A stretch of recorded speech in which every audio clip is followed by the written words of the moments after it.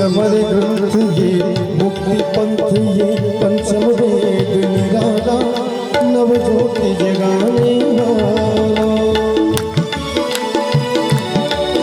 ये अमर ग्रंथ ये मुक्ति पंथ ये पंचम वेद निराला नव ज्योति जगाने वाला, नव ज्योति जगाने वाला।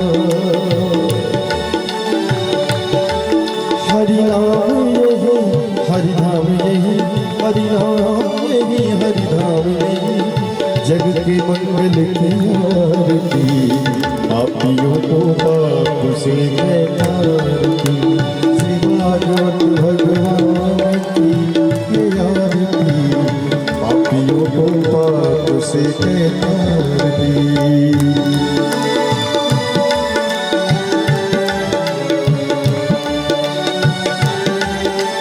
शांति गीत पावन पुनीत पापों को मिटाने वाला, हरिदर्श कराने वाला। यह शांति गीत पावन पुनीत पापों को मिटाने वाला, हरिदर्श कराने वाला, हरिदर्श कराने वाला। यह सुख कर लिया दुख हर लिया, सुख कर लिया दुख हर लिया, प्रभु की महिमा की आरती पापियों को पाप से तारती। भागवत भगवान की आरती पापियों को पाप से तारती।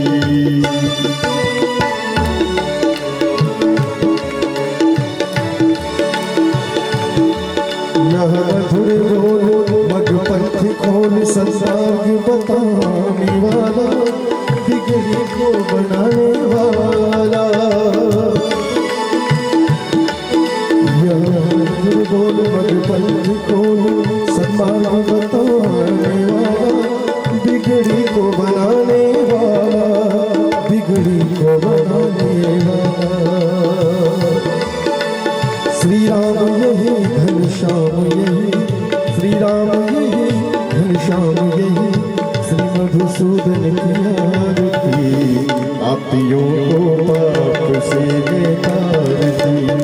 भागवत भगवान की ये आरती पापियों को पाप से तारती, पापियों को पाप से तारती, पापियों को पाप से तारती। कर्पूर गौरम करुणावतारम संसार सारम सदा वसंतम हृदयारविंदे भवं भवानी सीतं भवानी। त्वमेव माता च त्वमेव बन्धुः च सखा त्वमेव विद्या द्रविणं त्वमेव सर्वं मम देव देव। बोलिए श्री भागवत भगवान की जय, श्री व्यास भगवान की जय, श्री बांके बिहारी लाल की जय। भागवत कथा में प्रवेश करने से पहले हम लोग मन वाणी करते हुए भगवान नाम संकीर्तन का आश्रय लेंगे। जय जय श्री राधे श्याम, भजो नित राधा नाम उदार, भजो नित राधा नाम उदार,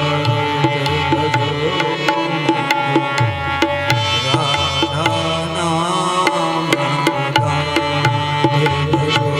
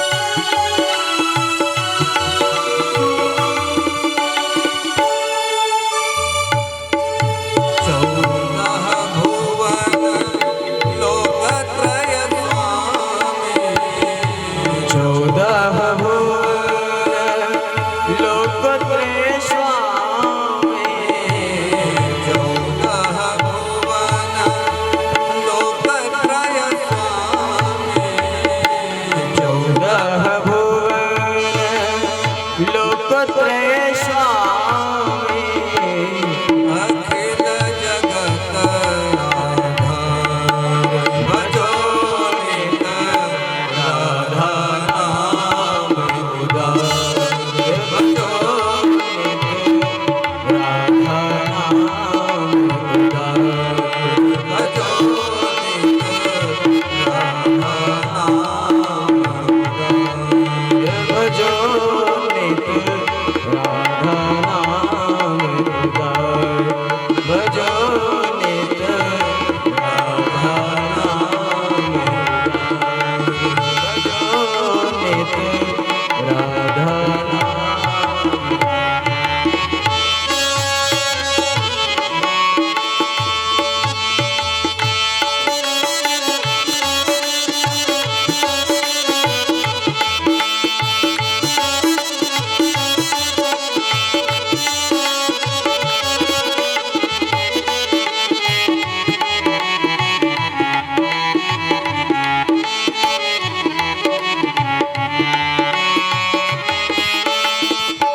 जाके दरस हेतु मुनि तरसत जाके दरस हेतु मुनि तरसत जाके दरस हेतु मुनि तरसत जाके दरस हेतु मुनि तरसत ज्ञान सार को भजो नित राधा नाम उदार भजो नित राधा नाम उदार भजो नित राधा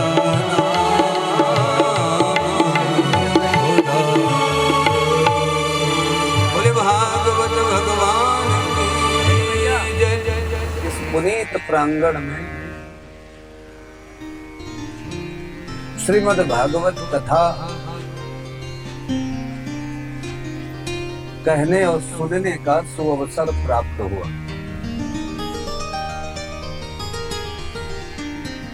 करोड़ों जन्म के पुण्य पुंज जब इकट्ठा होते हैं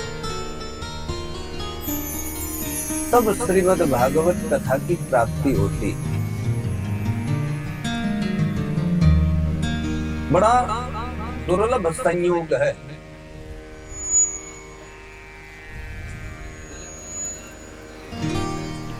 भागवत की प्राप्ति हुई और हमें सुनने को मिला। संसार में बहुत कुछ सुनने को मिलता है। यामिमाम पुष्पितां वाचम प्रवदन्ति विपस्थितः।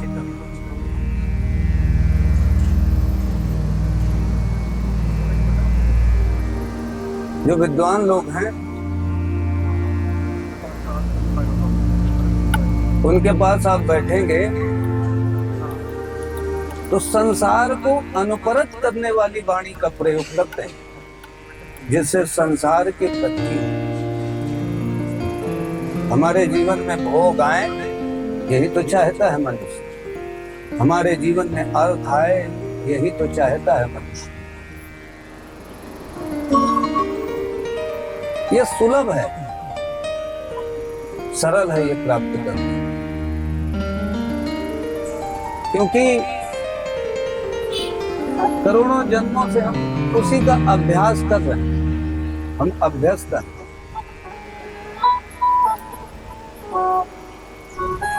संसार में भोग की प्राप्ति बहुत सहज और सरल, लेकिन दुर्लभ श्रीमद् भागवत कथा।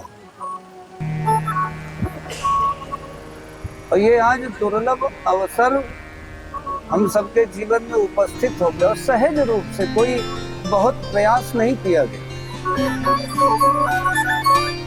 और ये कैसे उत्पन्न हुआ देखिए। माता जी का नाम क्या है? माधुर्य। माधुर्य में यदि ईश प्रत्यय कर दोगे तो क्या बनेगा? माधुरी बन जाएगा। और माता जी के स्वामी का नाम क्या है? राजेंद्र। राजा इंद्र यस्य सः जो राजाओं का भी स्वामी है। सोचिए, इन दोनों लोगों के पारस्परिक संयोग से जो उत्पन्न होता है वही तो भागवत है।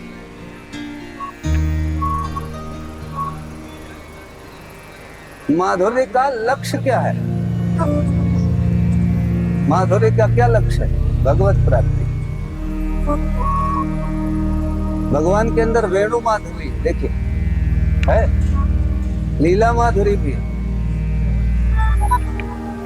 धाम माधुरी भी है।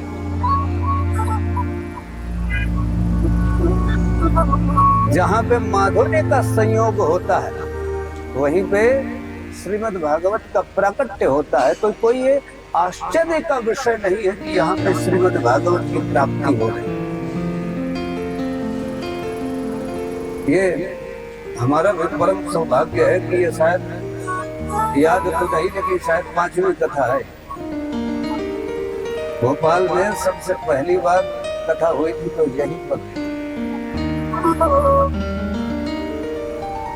बहुत छोटा सा मंच बना था आश्रम के अंदर। ये पहली बार कथा होती कहाँ होती? वो कोलार में। माता जी से मैंने एक बार कहा कि माता जी भी कथा करनी, उन्होंने नकारा नहीं। दूसरे दिन सारा इंतजाम, सारी व्यवस्था करा। तो हम तो ऋणी हैं उनके। बोले जय जय श्री राधे श्याम सच्चिदानंद रूपाय विश्वोत्पत्ति हेतवे तापत्रय विनाशाय श्री कृष्णाय वयं नमः। व्यास जी प्रणाम करना।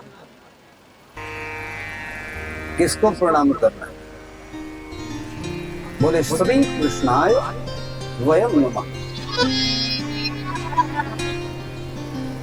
व्यास जी अकेले प्रणाम नहीं कर रहे, देखिए भाषा देखिए व्यास जी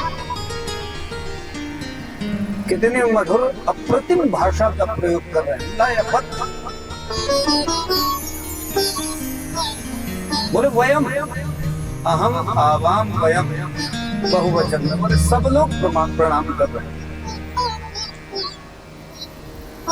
किसको प्रणाम कर रहे हैं? भगवान श्री कृष्ण के चरण पादुका को प्रणाम कर रहे हैं। भगवान श्री कृष्ण के चरणों में प्रणाम कर।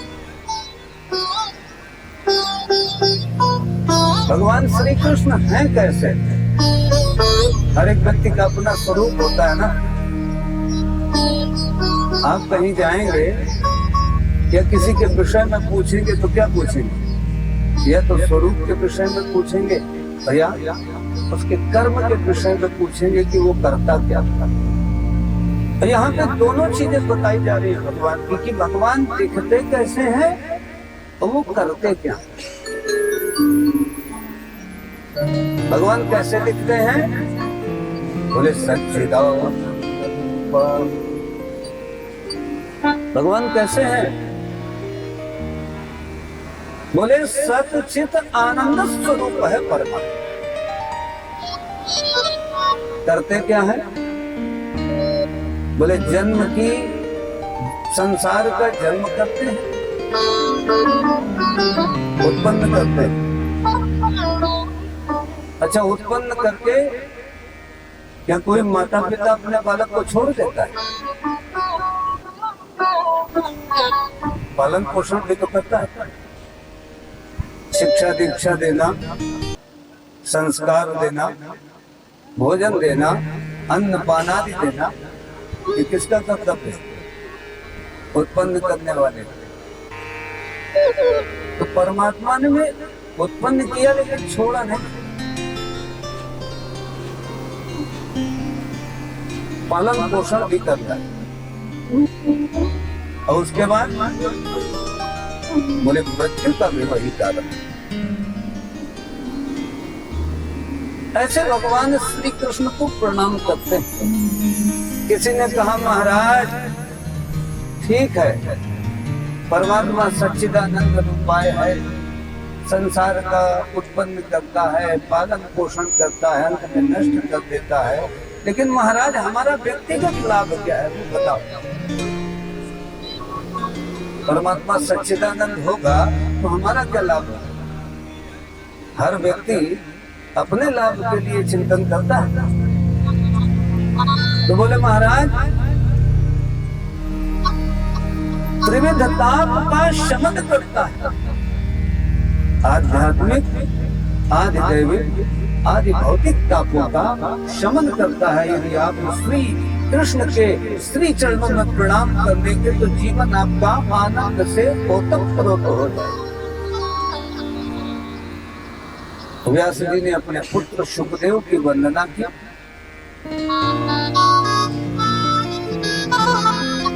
व्यास जी बोल रहे हैं महाराज नैमिषारण्य का पवित्र क्षेत्र है, वहां पर सूत जी विराजमान है। शौनकादि ऋषि 1000 वर्ष का एक यज्ञ कर रहे थे, यज्ञ। सूत जी को देखा तो शौनकादि ऋषि 88,000 ऋषियों का प्रतिनिधित्व करते हुए आए, सूत जी के चरणों में प्रणाम किया। बोले महाराज अज्ञान ध्यान विध्वंस कोटि सूर्य समप्रभ। महाराज आपका ज्ञान तो करोड़ों सूर्य के समान है, आप हमारे ऊपर कृपा करो। ये बताओ महाराज कि ये जो कलियुगी जीव है जो बड़ा दुखी है, असुरता को प्राप्त हो गया, केवल अपने प्राणों को ही तृप्त करने में लगा है महाराज, सिर्फ अपने प्रसंग में सोच रहा, बड़ा संकुचित हो गया।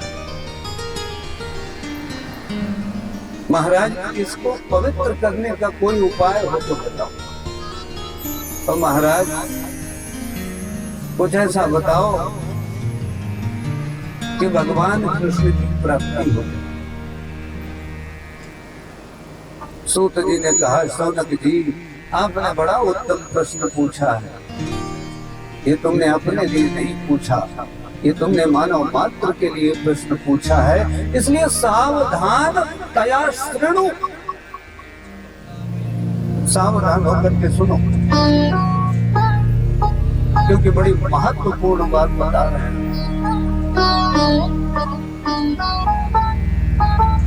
ये जीवन का साथ देने जा रहे हैं। जो हम देने जा रहे हैं इसी में जीव का जीवन तो है, इसी में जीव का आनंद है। शौनक जी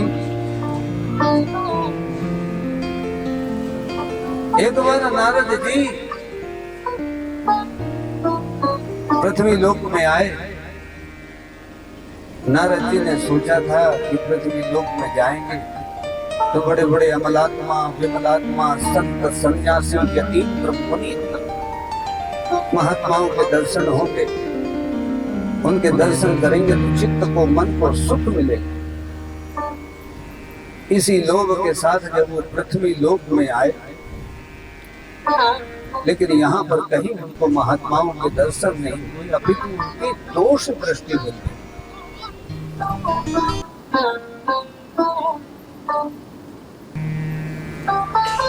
विभिन्न तीर्थों में घूमे, पुष्करं च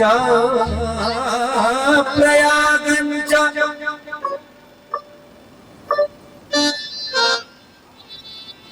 काशी गोदावरी तथा।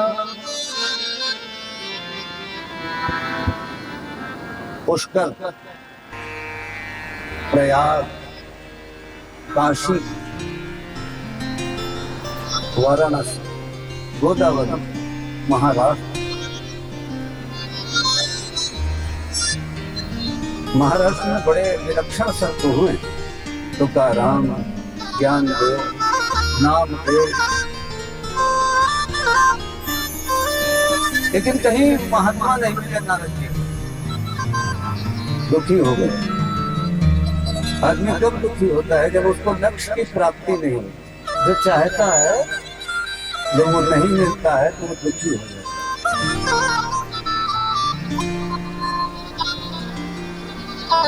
घूमते नारद जी वृंदावन के तट पे पहुंचे।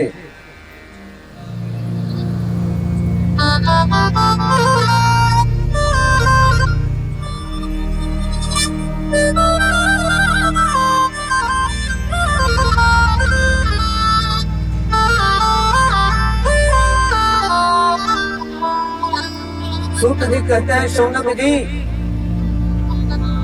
नारद जी ने वहां पर यमुना पुलिन में एक बड़ी सुंदर सी स्त्री को देखा। दश दिक्षु निरीक्षन्ति रक्षितारं निजं वपुः। वो दसों दिशाओं में देख रही, रुदन कर रही। जब उसको कोई रक्षक नहीं मिला तो संपूर्ण प्राणियों का जो रक्षक है उस परमात्मा को वो रुदन करके पुकारने लगी, हे प्रभु मेरी रक्षा करो।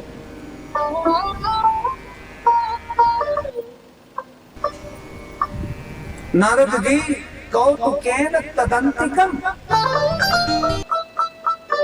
सूत जी कह रहे हैं कि नारद जी कौतुक वशाद उस स्त्री के पास पहुंच गए। जैसे उस स्त्री ने देखा, बोले महाराज कहाँ जा रहे हैं? नारद जी ने कहा कहीं नहीं, हम तो देवी आपके पास आ गए, आप तो देख रहे थे कि आप बड़ी देर से रुदन कर रही हैं, तो हमने सोचा पूछे कि आपके रुदन का कारण क्या है। स्त्री ने कहा महाराज मैं भक्ति हूँ।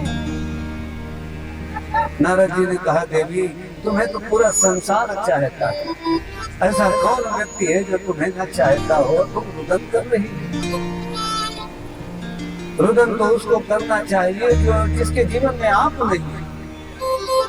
आप जिसके जीवन में पहुंच जाते हैं उसको तो उल्लास हो जाता है, उसको तो आनंद हो जाता है, आप रुदन कर रहे हैं। भक्ति ने कहा नारद जी मेरे पास बड़ा भारी दुख आ गया। नारद जी ने कहा देवी हमें भी तो पता चले। बोले महाराज हमारे ये जो साथ में लेटे हैं पास में, ये हमारे पुत्र हैं ज्ञान और वैराग्य, ये अचेत तो होगा। इनको जागृत करने का मैंने पूरा प्रयास किया, लेकिन अपने इन पुत्रों को महाराज में जागृत नहीं कर पाई। आप कृपा करो, आप महर्षि हैं, देवर्षि हैं, महात्मा हैं, सब जगह आपकी गति है। वैकुंठ भी जाते हैं, ब्रह्मलोक भी जाते हैं। महाराज आपके पास तो वेद व्यास जैसा शिष्य है। आपने वेद व्यास को ज्ञान दिया था तो उनका दुख दूर हो गया था। इसलिए हे महात्मा, हे प्रभु हमारे ऊपर कृपा करो, करुणा करो।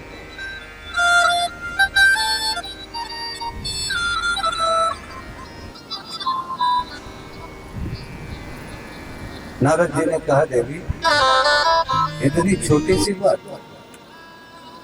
अरे हमारा जन्म ही जीव के कल्याण के लिए हुआ है, हम तुम्हारे दुख को निश्चित दूर करेंगे। नारद जी ने ज्ञान वैराग्य को ज्ञान प्रबुद्धतं शीघ्रम रे वैराग्य प्रबुद्धतं। ज्ञान से बोले अरे ज्ञान प्रबुद्धताम जग जाओ, वैराग्य प्रबुद्धताम जग जाओ, बोध में आओ।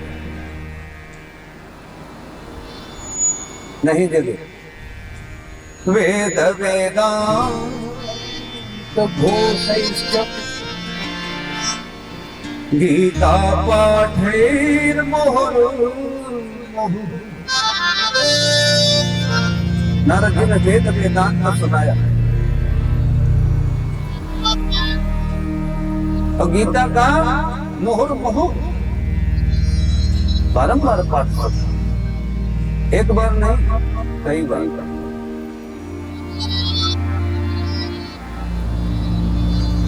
ज्ञान वैराग्य जागृत नहीं, बड़े दुखी आकाशवाणी बोले नारद सत्कर्म करो। नारद जी ने कहा महाराज आपने बताया तो कि सत्कर्म करो, लेकिन स्पष्ट नहीं बताया कौन सा सत्कर्म कर। दया करना भी सत्कर्म है, दान देना भी सत्कर्म है,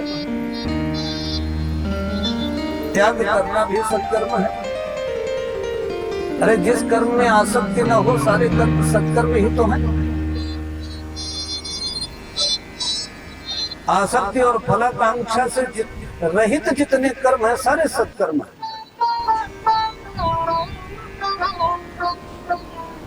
महाराज जी स्पष्ट नहीं बताया।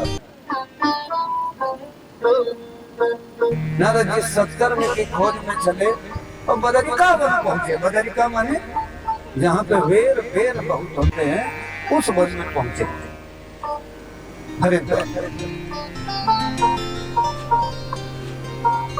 वहां पर सनकादियों से भेंट हुई। जैसे सनकादियों ने देखा बोले महाराज बड़े चिंता तो रहो, आप तो महात्मा है। अब महात्मा तो जीव की चिंता को मिटाता है। महात्मा को चिंतन और चिंता के बीच का जो भेद है उसका ज्ञान होता है, उसको समझता है। महात्मा को चिंतन करना चाहिए, चिंतन नहीं करना चाहिए। लेकिन महाराज आप चिंता कर रहे हैं। आपने तो कितने दुष्टों को महात्मा बना दिया, कितने लोगों की चिंता का शमन किया। महाराज आप चिंतित, ये तो बड़ा आश्चर्य है। नारद जी ने कहा महाराज विषय ही ऐसा है।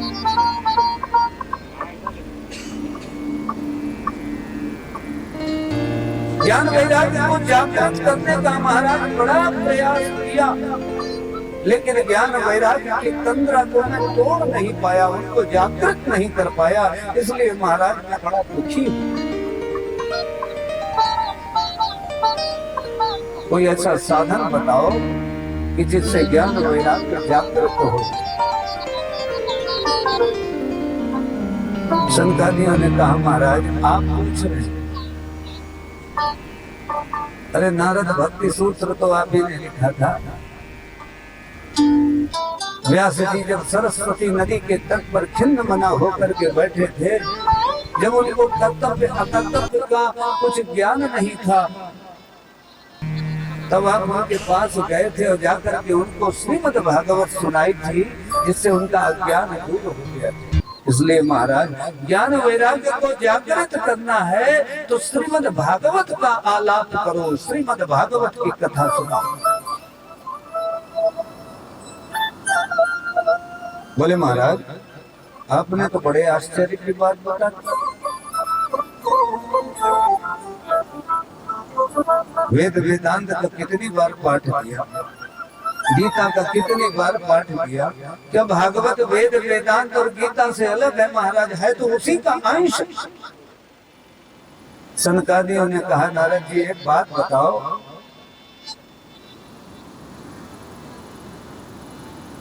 गन्ने के रस से शर्करा की उत्पत्ति होती है? बोले हाँ, शक्कर बनती है गन्ने के रस से। बोले महाराज यदि शक्कर खत्म हो जाए और आपको यदि चाय बना के पीनी हो तो क्या गन्ने के रस से बना सकते? नहीं बना सकते। आम के वृक्ष में ही आम का फल लगता है, लेकिन आप सर्दी के समय ये सोचें कि हमें आम का फल मिल जाए, मिलेगा? नहीं मिलेगा। और जब फल न मिले तो आप आम की लकड़ी को खा करके ये सोचें कि आम के फल का स्वाद मिल जाए तो मिलेगा? नहीं मिलेगा। दूध को आप देखो तो क्या उसमें घृत दिखता है? लेकिन दूध की प्रत्येक बूंद में घृत है। ऐसे ही श्रीमद् भागवत कथा, इसलिए महाराज श्रीमद् भागवत कथा सुनो।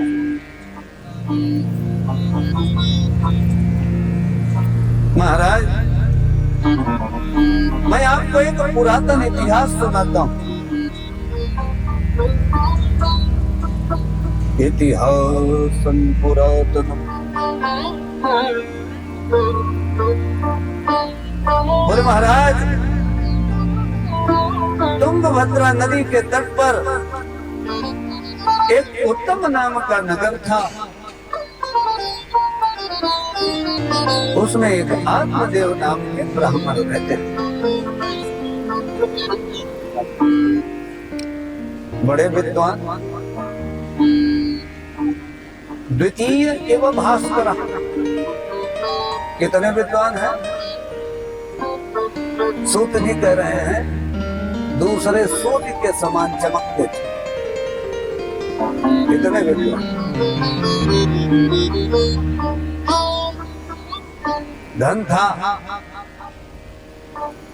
लेकिन भिक्षा जी में थे, मतलब कृपण थे, कंजूस।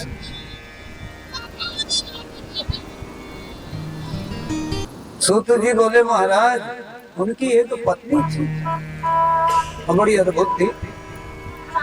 लोकवार्ता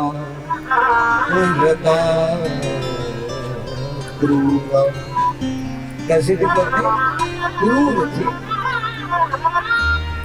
लोकवार्ता क्रूरा प्रायशो बहुजल पिका। बात बहुत करती, बहुजल पिका। विद्वान कौन है जो सुने जाता? बोले तो कान कितने हैं? दो, मुंह एक, वो सुनना ज्यादा, बोलना कम। विद्वान का एक नाम है, क्या नाम है? श्रोत्रिय ब्रह्मनिष्ठ। विद्वान का नाम है जो श्रोत्रिय है, वही विद्वान।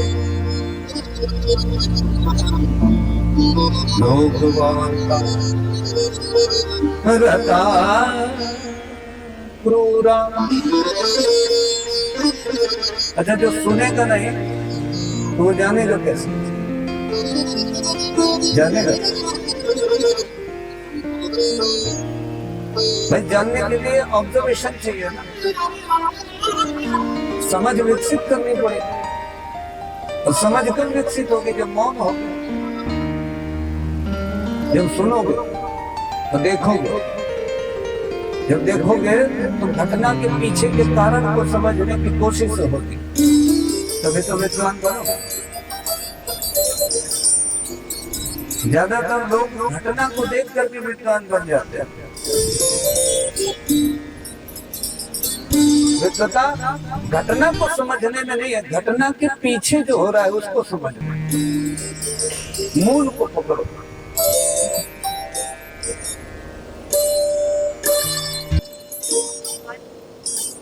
लोक वार्ता रता क्रूरा प्रायशो बहुजल पिका। क्रूर थी, अच्छा, बात करती थी लेकिन विषय क्या होता था? विषय अर्थ और भोग। धर्म की बात नहीं करती थी, निरंतरता की बात नहीं करती थी, नियंत्रण की बात नहीं करती थी, स्वतंत्रता और स्वच्छंदता की बात करती थी।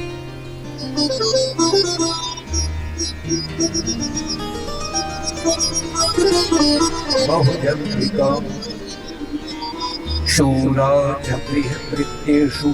अच्छा, एक उसके अंदर बड़ी खूबी थी,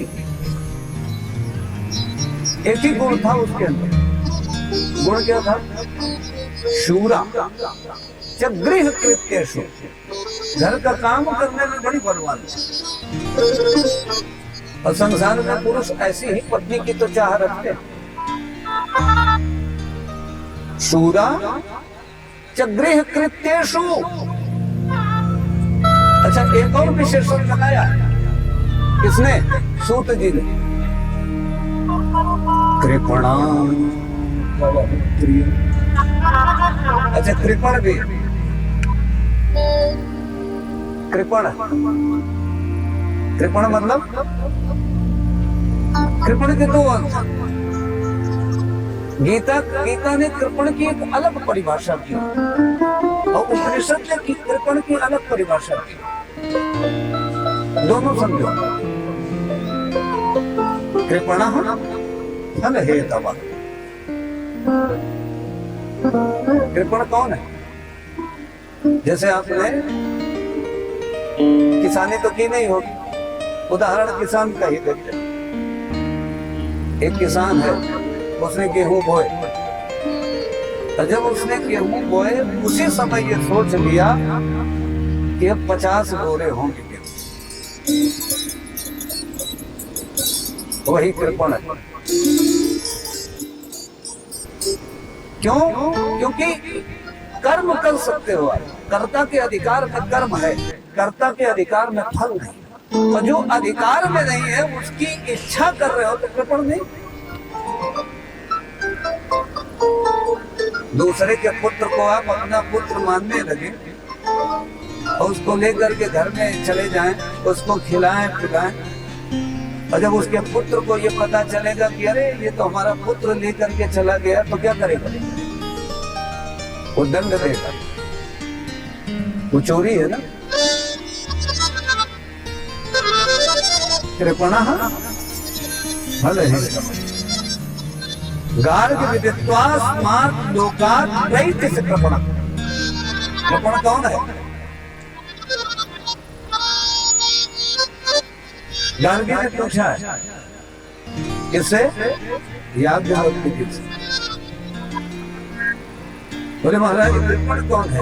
तो याज्ञवल्क्य जी ने कहा गार्गी, कृपण वो है जो इस संसार में आता है और आकर के विषय भोगों को भोगते भोगते शरीर को छोड़ करके चला जाता है, लेकिन उस परमात्मा को नहीं जान पाता। बोले वही कृपण है।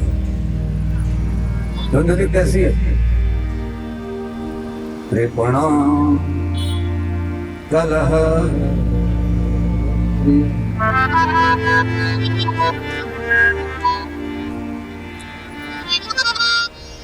अच्छा, हम कृपण होते क्यों? विचार किया हम कृपण क्यों हैं? क्योंकि ईश्वर की करुणा को नहीं समझते। यदि करुणा आ जाए, करुणा समझ में आ जाए, तो कृपणता नहीं रहेगी। विचार करो कि ईश्वर ने हमें दिया क्या क्या। अच्छा, बिना किसी शुल्क के दिया, निःशुल्क दिया। क्या नहीं दिया करुणामय ने,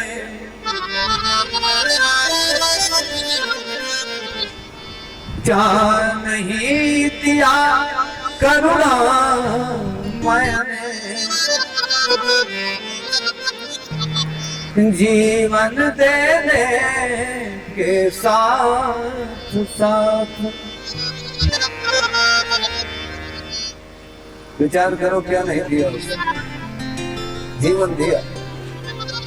कितना दुर्लभ जीवन। यदि वो वृक्ष बना देता, क्या कर लेते? क्या वश था आपके पास, क्या सामर्थ्य था आपके पास कि उसको रोक देते? चार पैर का जानवर बना देता, क्या कर लेते हैं? कुत्ता बना देता, क्या कर लेते हैं? लेकिन मनुष्य जन्म दिया, जीवत्व से भरपूर, जहां पे समझ है, जहां पे उत्कर्षता है, जहां पे उन्नति, जहां पे निरंतरता है, ऐसा जीवन आप देते हैं। क्या नहीं दिया करुणामय ने जीवन देने के साथ साथ, दीदे हम मनुज श्रुति नयन रसना सत्य पद युगल।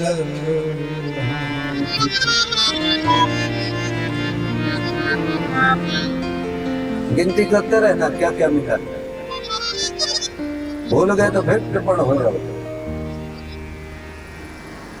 भूलना ही तो पड़ता है।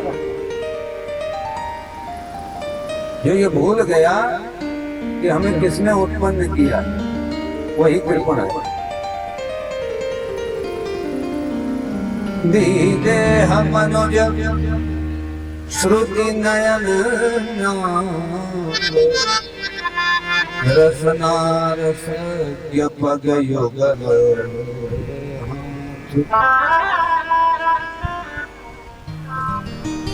अगणित पदार्थ अनमोल रतन, सब कुछ दिया। वाणी मन बुद्धि चित्त हृदय, मन दिया, बुद्धि दी, मन से संकल्प विकल्प कर रहे हैं, बुद्धि से निर्णय ले रहे हैं, चित्त में धारण कर रहे, चिंतन कर रहे, इतना सब कुछ दिया। नवधरा शशि रवितारे प्रातः सायं निशि दिवस,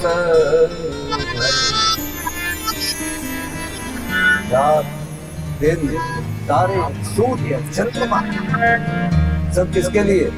आपके। क्षुत्र प्रकृति अपनत्व तत्व,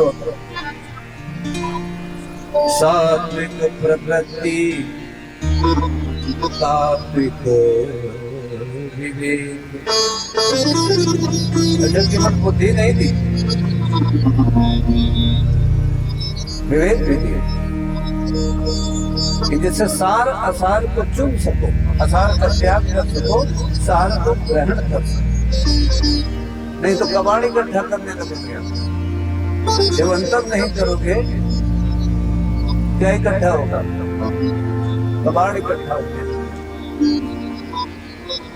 अंतर प्रशांत आशय उदार,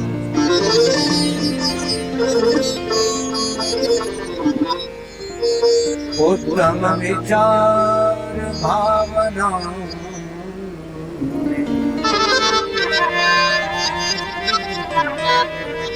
अपना उद्धार करने के लिए विचार आप अच्छा सोच करके इस संसार सागर से मुक्त हो, संसार के लिए उपयोगी बन सके।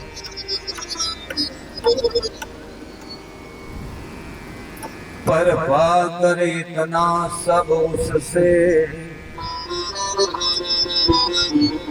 कितना दिया है उसने, इतनी करुणा की हमारे। पर पाकर इतना सब उससे, अब विचार करो उसको तूने क्या दिया? लिया तो है लेकिन दिया नहीं। क्यों नहीं दे पाए? क्योंकि उसकी करुणा का अनुसंधान नहीं किया, उसकी करुणा को नहीं समझ पा रहे। जिसने पग पग पर जीवन में तेरे रखी है सुधा घोल, तेरे रखी है सुधा घोल तेरे।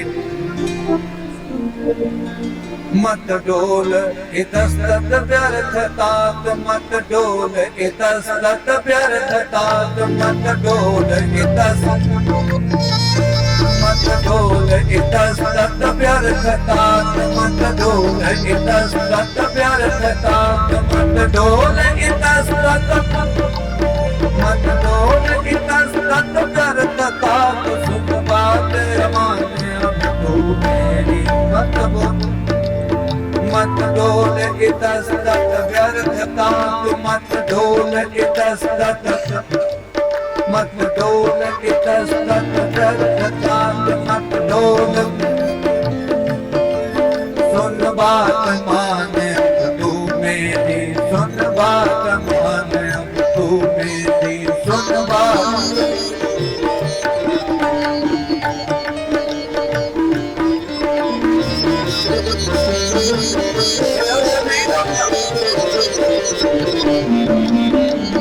अब नहीं बोलना, कहीं नहीं जाना। बन सका उसके गुणगान गान। देखिए कितना सरल है, कृपणता से छूटने का मंत्र कितना सरल है। वन उसका, आप उसके अधिकार क्षेत्र में आ जाएंगे। अच्छा, वो तो मानना है कि आप हमारे हैं, वो नहीं बोला, लेकिन हमने किसी और को मान लिया है। हमारा परम प्रेमास्पद वही है, ईश्वर, लेकिन हमने किसको माना? शब्द कितनी छोटी सी है और कितनी सरल है। प्रारंभ में ही देखिए भागवत कृपणता से छुड़ा रही है। भागवत का प्रारंभ देखिए कहां से हो। हाथ में जाए वो विद्वान और धुंधली कृपण। अच्छा, विद्वता के साथ साथ आत्मदेव भी कंजूस है। क्यों? भिक्षा जीवी। अच्छा, जहां पे कृपणता होगी वहां पे कुछ प्राप्त होगा। प्राप्ति क्यों होती है? उदारता मिलेगा कब? जब दोगे। अच्छा, इन्होंने देना सीखा नहीं तो इनको मिलेगा? नहीं मिलेगा। इसलिए दोनों दुखी हैं, संतान नहीं है। निदान उपलब्ध सुअवसर का, निदान उपलब्ध सुअवसर का, अवशिष्ट अंश है बचा स्वल्प।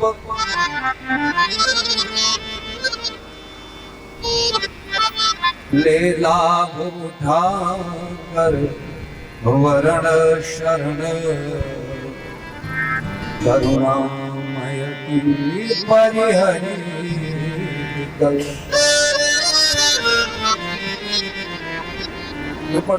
कृपणता से छूटने का ये सहारा। दोनों कृपण है,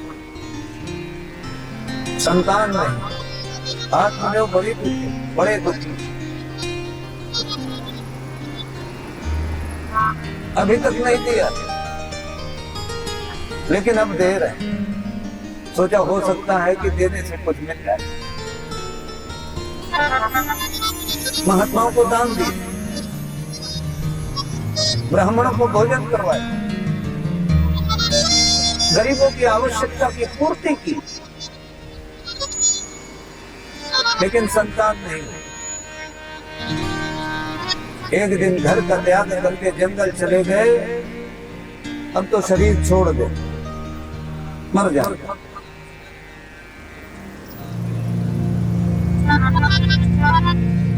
संतान सुख नहीं है तो ऐसे जीवन का क्या करेंगे। जंगल में पहुंचे, मरना सरल तो नहीं है, बड़ा कठिन है,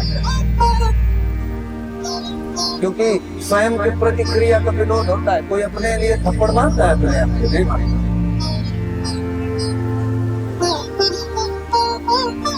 इसलिए आत्महत्या पाप। क्यों? क्योंकि स्वयं की प्रतिक्रिया का विरोध होता है।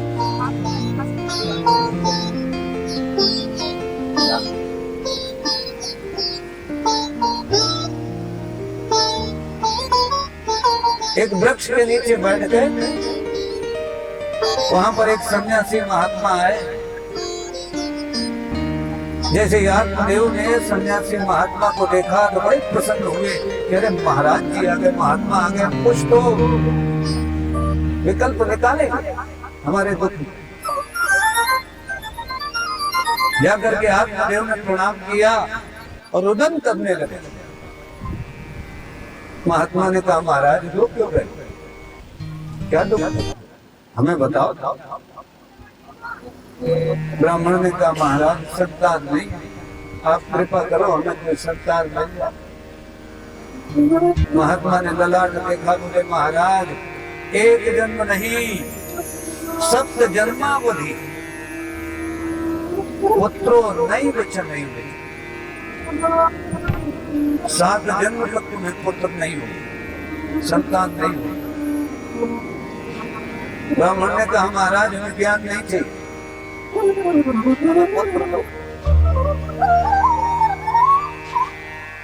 महात्मा ने कहा ब्राह्मण देवता यदि पुत्र मिल भी गया तो क्या उससे सुख निश्चित है मिलना? कि जरूरी है कि संतान सुख ही देंगे। हजारों माँ बाप यहाँ पे वृद्धाश्रम में रहते हैं, यदि उनको पुत्र स्वीकार कर ले तो यहाँ पे रहेंगे क्या? पुत्र यदि सेवा करे तो उनको यहाँ पे रहना पड़े, नहीं रहना पड़े।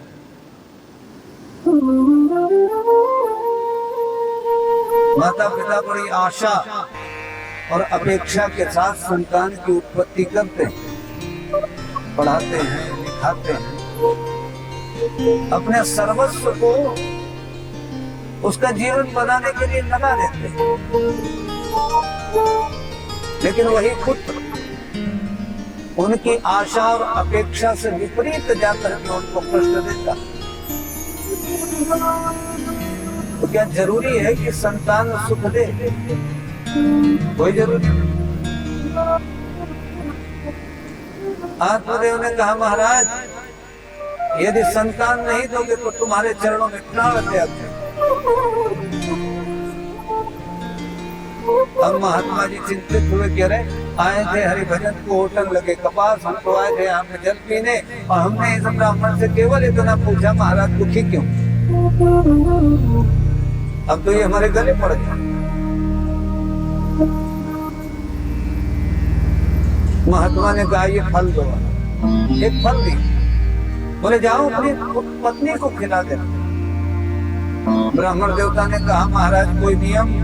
बोले हाँ नियम है, सत्य बोले, पवित्रता से रहे, बस बहुत अधिक भोजन न करे, आलस्य और प्रमाद न आए, सद शास्त्रों का अध्ययन करे।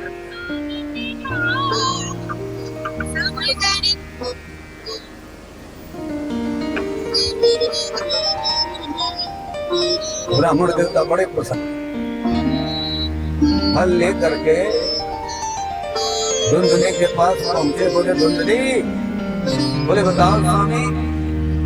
बोले देखो एक महात्मा जी ने फल दिया है और उन्होंने कहा है कि यदि इस फल को तुमने खा लिया तो तुम्हें संतान सुख मिलेगा।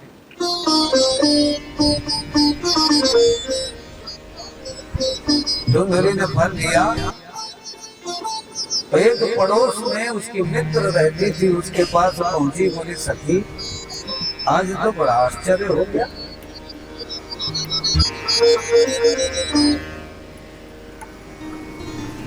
पड़ोसन ने कहा क्या हुआ, हमें भी तो पता चले। बोले सखी ब्राह्मण देवता आज हमारे यहाँ आए, हमारे पास आए, और उन्होंने कहा एक फल दिया और बोले यदि इस फल को तुम खा लोगे तो तुम्हें संतान सुख मिल जाएगी। पड़ोसन ने कहा तुम भी तो यही चाहते हो, तुम्हें भी संतान चाहिए कि नहीं चाहिए? बोले हाँ चाहिए। तो बोली फिर खा लो। बोले देवी खा तो ले, लेकिन परेशानी कितनी है उसका भी तो चिंतन हम कर पा रहे हैं। पड़ोसन ने कहा बताओ क्या क्या परेशानी है इस फल को खाने से? फल भक्षी गर्भास्याम। बोले फल जैसे ही खाएंगे तो गर्भ ठहर जाएगा, और जब गर्भ ठहरेगा तो गर्भेण उदर वृद्धिता। बोले पेट बढ़ जाएगा। देखिए धुंधली कैसी है, धुंधली का स्वरूप समझिए। अच्छा कोई दूसरा नहीं बता, हम अपने क्रियाकलाप से खुद बताते हैं हम कैसे। थोड़ा धैर्य रखो बस।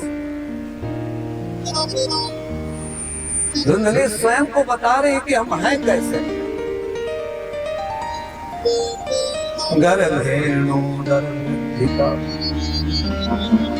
बोली देवी फल खाया तो गर्भ ठहरेगा, और जब गर्भ ठहरेगा तो पेट बढ़ जाएगा। पड़ोसन ने कहा देवी जब गर्भ आएगा तो पेट तो बढ़ेगा, ये स्वाभाविक। बोले देवी आगे तो सुनो। बोले सुनाओ। बोले स्वल्प भक्षम। स्वल्प माने थोड़ा, और भक्षम माने भोजन। बोले जब पेट बढ़ेगा तो भोजन कितना होगा? थोड़ा हो जाएगा। और जब भोजन थोड़ा हो जाएगा तो ततः अशक्ति, शक्ति कम हो जाएगी, और जब शक्ति कम हो जाएगी तो गृह कार्य कथम भवे, घर का काम कम करेगा। पड़ोसन ने कहा एक काम करो अपनी ननद को बुलाना। धुंधली बोली बहन तुम्हें पता नहीं, तुम हमारे पति को जानती नहीं, वो हमसे तो प्रेम का नाटक करते हैं, लेकिन प्रेम असली प्रेम अपनी बहन से करते, ननद से। यदि हमने अपनी बहन को बुलाया तो जो बड़ी मेहनत के साथ मैंने घर गृहस्थी जोड़ी है, ब्राह्मण देवता सारी गृहस्थी अपनी बहन को दे दे, और हम कुछ कर नहीं पाए।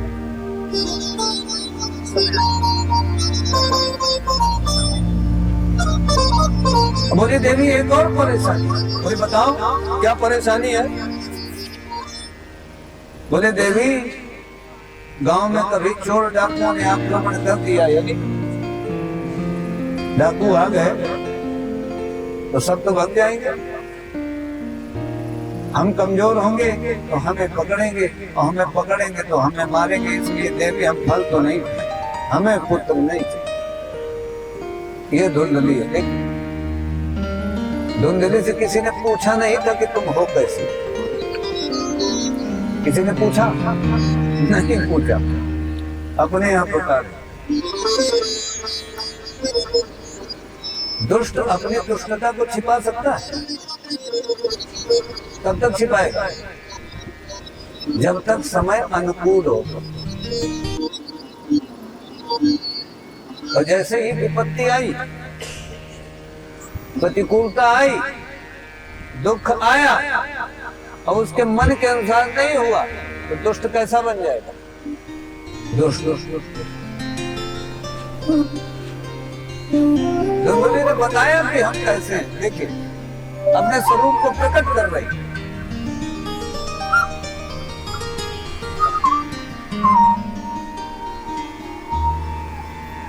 उसी गांव में धुंधुली की एक बहन रहती है। एक दिन धुंधुली की बहन आई, बोली देवी क्या हाल चाल है, क्या समाचार, कुछ दुख तकलीफ? बोले एक ही दुख है, संतान नहीं। अब ब्राह्मण देवता ने एक गले में फांस अलग से डाल दिए, कह रहे फल का तो पुत्र हो जाए। धुंधुली के बहन ने कहा देवी ऐसा कभी मत करना। बोले क्यों? बोले महात्मा लोग बड़े चतुर होते हैं, फल में जहर भी मिला के खिला सकते। 10 मिनट, बस 10 मिनट का समय हमें और दीजिए आप। 10 मिनट के बाद आपको मुक्त कर देंगे। मुक्त नहीं, परम मुक्त, निर्वाण की प्राप्ति होगी। भोग की प्राप्ति मतलब निर्वाण की प्राप्ति नहीं। कमाल। जय जय श्री राधे।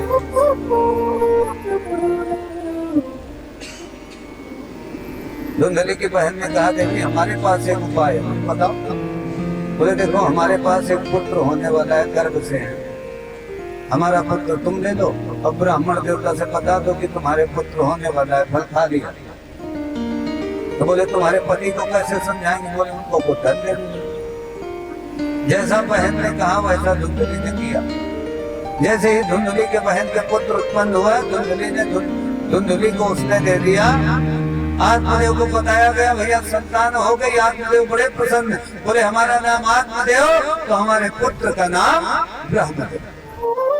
धुंधली बोले अरे तुम बड़े ज्ञानी आ गए।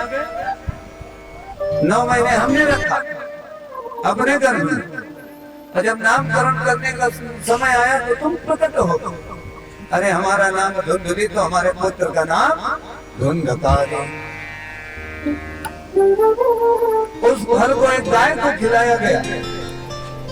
3 माह बाद एक सर्वांग सुंदर बालक का जन्म हुआ उस गाय से। गाय के जैसे कान होने के कारण उस बालक का नाम पड़ा गोकर्ण। बोले गोकर्ण भगवान की।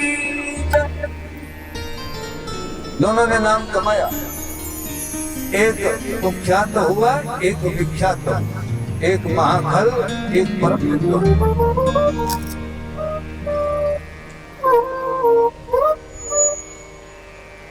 एक दिन धुंधकारी आया, आत्मदेव को मारा। देखे पुत्र के लिए मरने जा रहे थे, मारा। जब मारा बड़े दुखी हुए, जाकर के अंधेरे में बैठ गए, कोई नहीं दिखा। गोकर्ण जी आए, देखिए जिसका सबने त्याग किया आज वही कल्याण करने आया। संसार दुख रूपी विमोहतः सुतः कस्य धनं कस्य स्नेहवान् चरिते विषम। बोले पिताजी संसार आसार है। अरे कहाँ पुत्र? कौन पुत्र? किसका पुत्र? धन किसका? ये सब यही पर छूट जाएगा। ज्ञान हुआ, जंगल गए, 10वें स्कंद का नित्य प्रतिपाठ करके मुक्त हो गए। धुंधकारी और फल हो गए। 5 विवाह किए। एक दिन स्त्रियों ने कहा भाई धन लाओ। राजा के पास गया, चोरी करके लाया।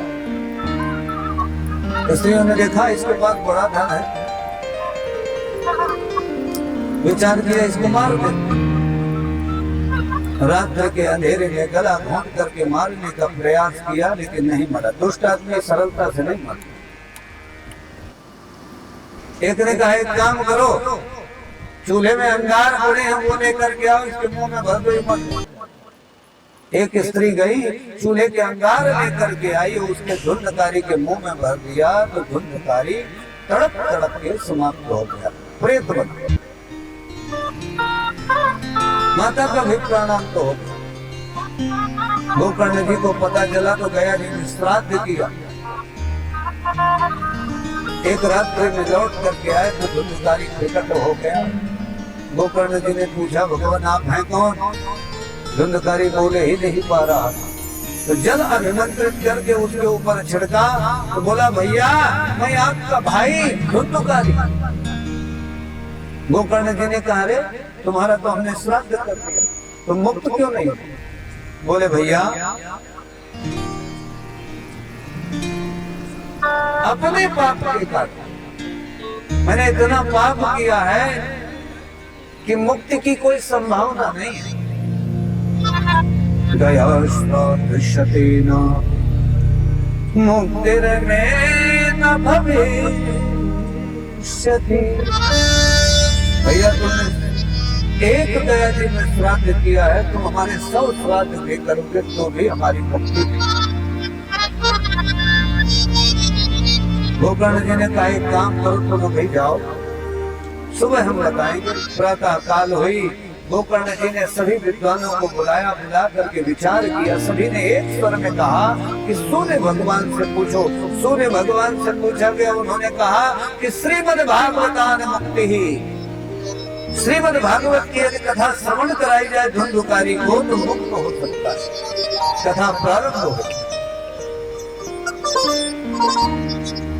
सभी को सूचना दी गई, सभी को निमंत्रण दिया गया। वैरागी, ब्रह्मचारी, सन्यासी, गृहस्थ सभी लोग आए। बैठ करके विधिवत कथा प्रारंभ हुई। अंत में धुंधुकारी आया, उसको कहीं पर स्थान नहीं मिला तो एक बांस में वो बैठ गया। 7 गांठ का बांस। प्रेत मतलब वासना, और बांस किसका स्वरूप है? वासना का स्वरूप है। इसलिए जब आदमी मरता है तो किसमें बांधा जाता है? बांस। और ये 7 गांठ कौन सी है? कौन है? काम, क्रोध, लोभ, मोह, मत्सर, अविद्या, अज्ञान। ये 7 गांठ। पहले दिन की कथा हुई, 1 गांठ फट गया। दूसरे दिन की कथा में 2 गांठें। ऐसे 7 दिन की कथा में 7 गांठें फट गई। दिव्य रूप धर करके धुंधुकारी प्रकट हुआ। भगवान के पार्षद आए, उसको विमान में बैठाल करके ले जाने लगे। गोकर्ण जी खड़े हो गए, बोले महाराज कथा तो यहाँ पे सबने सुनी है, केवल धुंधुकारी ने नहीं सुनी। पार्षदों ने कहा महाराज कथा सबने सुनी है, लेकिन मनन धुंधुकारी ने जिस प्रकार किया है वैसा किसी ने नहीं किया। गोकर्ण जी ने कहा फिर महाराज इनकी मुक्ति कैसे होगी? बोले दोबारा फिर कथा। गोकर्ण जी ने दोबारा फिर कथा की और श्रीमद् भागवत के कथा श्रवण मात्र से सभी जीवों को तत्काल मुक्ति की प्राप्ति हुई। बोले भागवत भगवान की जय। जय जय श्री राम। कोशिश करें कि समय से उपस्थित हो जाए, क्योंकि समय से यदि कोई कार्य होता है तो वो लयबद्ध हो जाता है, और जीवन लयबद्ध होना चाहिए। एक महात्मा थे वृंदावन में, वो देखिए समय को उन्होंने कैसे समाप्त किया, समय को कैसे समाप्त करना चाहिए उन्होंने बताया। जहां पे वो रहते थे वहां से यमुना 500 मीटर दूर थी, और 2:30 बजे जब जाते थे घड़ी नहीं थी। जब वो जाते थे तो जहां पर जाते समय पैर रखते थे और जहां पर हाथ रखते थे, आते समय भी वहीं पर पैर वहीं पे हाथ रखते थे। लेकिन समय नहीं खत्म हो गया। समय को यदि खत्म करना है तो अभ्यास और वैराग्य। यथा नद्याः स्यन्दमानास्तम गच्छन्ति नाम रूपे विहाय। समय किसके ऊपर प्रभाव डालता है? रूप के ऊपर। जब बचपन होता है बड़े सुंदर होते हैं, जवानी में और सुंदर आकर्षक हो जाते हैं, बुढ़ापे में सरल होता है। ये किसका प्रभाव है? समय। अब भगवान कृष्ण जितना मृत्यु के करीब जा रहे हैं उतना सुंदर हो रहे। क्यों? क्योंकि समय से ऊपर उठ गए, निरंतरता। इसलिए समय का पालन अवश्य प्रत्येक व्यक्ति को करना चाहिए। समय से आओ और समय से हम कोशिश करेंगे कि आपको छोड़ दे। बोले जय जय श्री राधे श्याम। आरती गाऊं प्यारे आपको मनाऊं, आरती गाऊं प्यारे आपको मनाऊं। श्री कुंज बिहारी तेरी आरती गाऊं बिहारी आरती गाऊं